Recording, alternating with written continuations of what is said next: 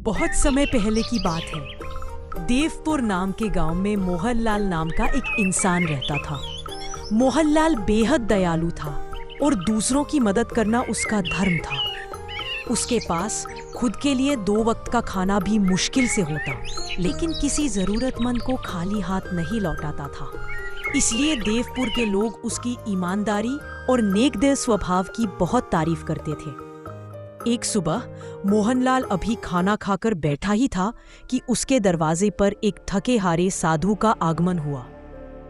बेटा, भगवान तुम्हारी रक्षा करे, कुछ खाने को मिल जाए। कल दोपहर से पेट में दाना नहीं गया। अरे बाबा, आइए अंदर बैठिए, मेरे साथ खाना खा लीजिए। साधु ने थाली की तरफ देखते हुए कहा, इतने से मेरा पेट कहाँ भरने वाला है बेटा, तुम खाना खा लो, मैं आगे जाकर कुछ और मांग लूंगा। नहीं बाबा, ये खाना आप ही खाइए।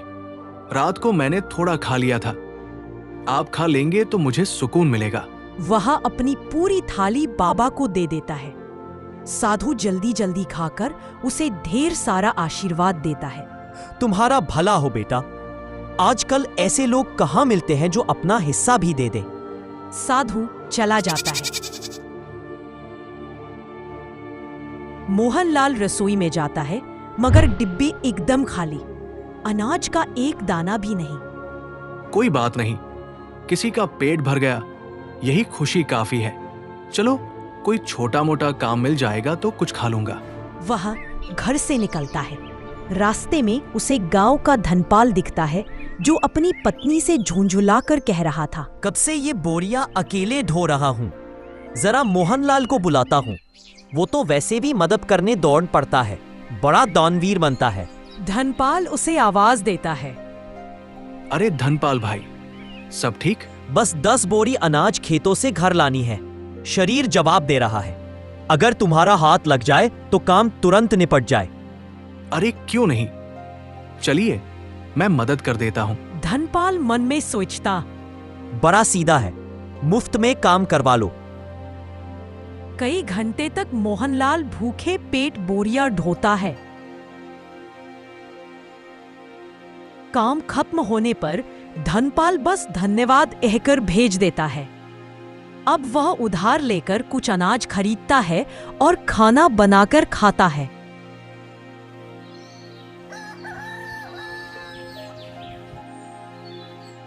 अगली सुबह उसके दरवाजे के बाहर जोर जोर से रोने की आवाज आती है। वह बाहर जाता है और देखता है कि उसका पड़ोसी रघुवीर अपनी पत्नी को पीट रहा है। अरे रघुवीर, क्या कर रहे हो तुम? अपनी पत्नी को क्यों मार रहे हो? ये मेरी घर गृहस्थी है, तू बीच में मत पड़। सुबह सुबह फिर पैसों के लिए लड़ रहा होगा। किस्मत फूटी है इस औरत की। रघुवीर फिर हाथ उठाता है, लेकिन इस बार मोहनलाल उसका हाथ पकड़कर एक जोरदार थप्पड़ मारता है। उसके बाद गांव वाले खुश होकर बोलते, सही किया, ऐसे आदमी को सबक मिलना चाहिए। मुझे मेरे पैसे चाहिए, नहीं तो मैं इसे और मारूंगा। ये ले पैसे और यहां से तुरंत निकल जाओ, और अगली बार हाथ उठाया तो थाने में शिकायत कर दूंगा। गांव वाले मोहनलाल की बहुत तारीफ करते। आप ही हमारे असली सरपंच बन सकते हो, आप में सच्चाई है, दिल है। बात गांव के सरपंच कुंदन ठाकुर तक पहुंचती है। वह तिलमिला उठता है। अरे इसकी हिम्मत कैसे हुई सरपंच बनने की, इसे तो ठिकाने लगाना पड़ेगा। कुंदन चाल चलता है।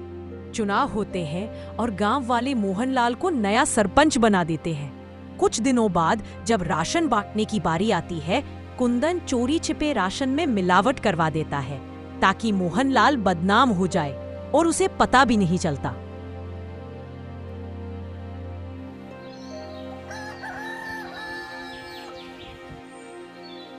अगले दिन गांव में हंगामा हो जाता है। मोहनलाल ने मिलावटी राशन दिया, गांव में बीमारी फैल रही है, हमने गलत इंसान को चुना। ये सारी बातें चल ही रही होती है, तभी कुंदन भी आकर आग में घी डालता है। अरे हाँ, इसे अभी के अभी गांव से निकाल दिया जाए। इस पर विश्वास करके तो हमने बहुत बड़ी गलती कर दी है। अब मोहनलाल को गांव वाले गांव से निकाल देते हैं। सरपंच और उसका नौकर बहुत खुश थे क्योंकि यह सब किया धरा तो उनका ही था। अब गांव से निकलने के बाद मोहनलाल काफी दूर आ जाता है और वह थक कर एक पेड़ के नीचे बैठकर गांव वालों के बारे में सोचने लगता है। जिन लोगों का साथ दिया वही आज मुझे दोषी मान बैठे। अरे राशन में मिलावट भला मैं क्यों करूंगा? और अगर मैंने गांव वालों के राशन में मिलावट नहीं की है तो फिर ये सब जरूर कुंदन का काम है। मैं इसे कभी नहीं भूलूंगा। पर किसी ने मेरे सच पर भरोसा ही नहीं किया। इधर सरपंच फिर से अपनी चाल चलता है और गांव वालों का विश्वास जीत लेता है। गांव वाले एक बार फिर से कुंदन को अपना सरपंच मानने के लिए मजबूर होते हैं क्योंकि उन्हें मोहनलाल भी धोखेबाज लगता है। ऐसे ही धीरे धीरे कई महीने बीत जाते हैं और मोहनलाल का कहीं अता पता नहीं चलता है। एक रोज सरपंच का नौकर जंगल के रास्ते से घर आ रहा होता है कि तभी वह दो आदमी को बातें करते हुए सुनता है जो मोहन के बारे में बात कर रहे थे। अब वह नौकर घबराता हुआ घर पहुंचता है और सरपंच कुंदन से कहता है, मालिक, मैंने दो लोगों को आपस में बातचीत करते हुए सुना है। वह दोनों मोहनलाल के बारे में बात कर रहे थे। वो जंगल में जो झोपड़ी है ना, उसी में मोहनलाल ने आत्महत्या करी है और यह करीब 2 सप्ताह पहले की बात है। इसका मतलब मेरे रास्ते का कांटा अब हमेशा हमेशा के लिए मेरे रास्ते से हट गया। चलो अच्छा है। और तो और मालिक, ये बात तो गांव वाले भी जानते हैं। ना जाने उन तक ये बात किसने पहुंचाई। हो सकता है उन्हीं लोगों ने पहुंचाई हो जो बातें कर रहे थे। अरे गांव वाले बहुत ही मतलबी हैं। मोहन ने गांव वालों का कितना साथ दिया और गांव वाले भी यही कहेंगे कि मोहन ने शर्म के मारे आत्महत्या कर ली। गांव वालों के साथ साथ सरपंच को भी अब पूरा यकीन हो गया था कि मोहनलाल ने आत्महत्या कर ली है। लेकिन कुछ दिनों बाद मोहनलाल सरपंच कुंदन के दरवाजे पर पहुंचता है। रात का समय था, चारों ओर अंधेरा था।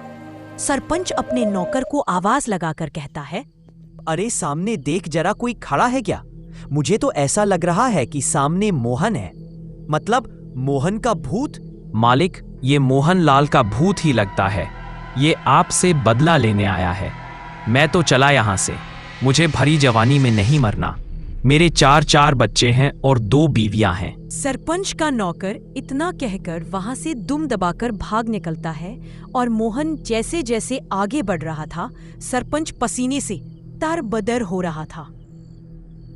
ओए हे, रुक जा मोहन का भूत, तुझे क्या चाहिए?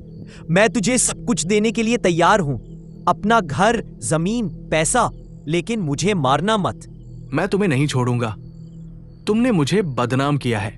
अब तुम ही ये सच गांव वालों के सामने बोलोगे, वरना मैं तुम्हें मार डालूंगा। अरे हाँ, मैं गांव वालों के सामने सच कबूल बोलने के लिए तैयार हूँ, लेकिन मुझे मारना मत। अब सरपंच रात के समय में ही गांव वालों को इकट्ठा करके सबके सामने सच को बोलता है कि उस दिन राशन में मिलावट उसने और उसके नौकर ने की थी, ना कि मोहनलाल ने।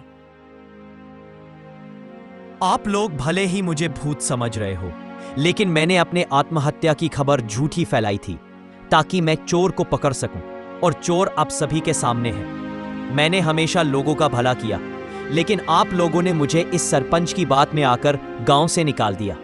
अब उसी वक्त गांव वाले सरपंच को गांव से निकालकर सरपंच की जगह मोहनलाल को गांव का सरपंच बनाते हैं और मोहन से माफी मांगते हैं कि वह सरपंच की बातों में आ गए थे और उन्होंने बिना सोचे समझे उसे गांव से निकाल दिया था।